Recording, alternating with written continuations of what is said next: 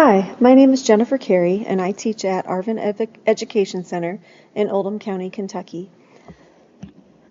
Arvin is a career and technical school where all 3 high schools in our county send students for 2 class periods each day.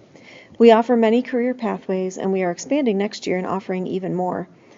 Oldham County is the wealthiest and most educated county in Kentucky, so our problems are not nearly as difficult as some other school districts, but we do have one problem that we've wrestled with for years.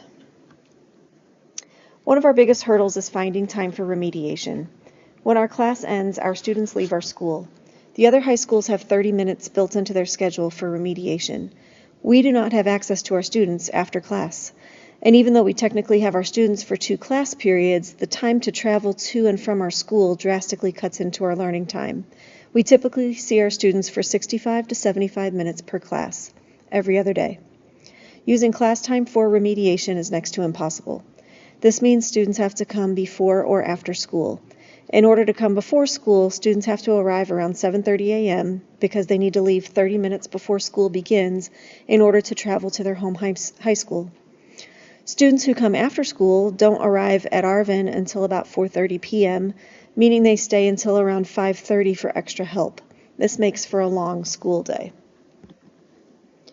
My stakeholders would include staff, students, and families, the principals from Arvin and also from the 3 high schools, the district administration, and the transportation director. For families, I would send out a survey to obtain feedback about possible times for remediation. Principals could meet to discuss rearranging school schedules so their remediation period lines up with teachers' planning periods, because Arvin teachers all have the same planning. This would allow our students to meet with us virtually. We need a meeting with the transportation director to see if it's possible to offer an early and late bus for students with no transportation. District admin can share during a focus group with everyone whether or not these options are possible based on funds. We know our staff are overwhelmed about time. Our class time is jam-packed due to limited teaching time, so ESS, Extended School Service, is the best option. For the parents and students, I heard that athletes cannot come after school, and many have morning practice as well. We have multiple religious groups in our district, and they have studies every single morning. I know our low-income student population is small, but it still exists. These students oftentimes have no transportation due to third shift work schedules for parents, or just no transportation, period. The transportation director said we cannot provide early or late buses due to elementary runs and a lack of drivers. The district admin agreed and said funding is not available for that anyway.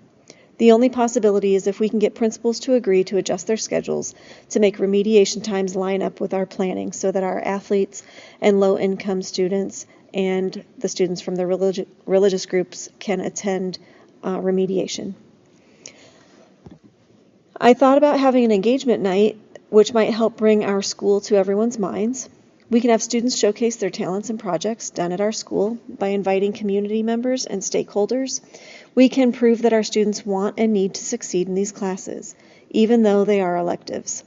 These classes are our students' future careers and deserve the attention. We can also use surveys between our school and families to build trust and open lines of communication.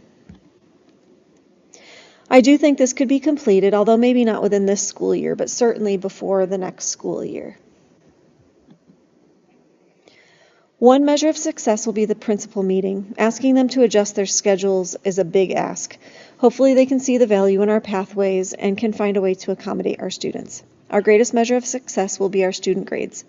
But I also think our survey results and staff PLC meetings will offer other ways to measure our success. As a teacher, we tend to only see problems from our point of view and how it affects our classroom and our students. Going through this assignment has allowed me to see other viewpoints. We often don't think about budgets or how changes we want affect other departments like transportation or other schools.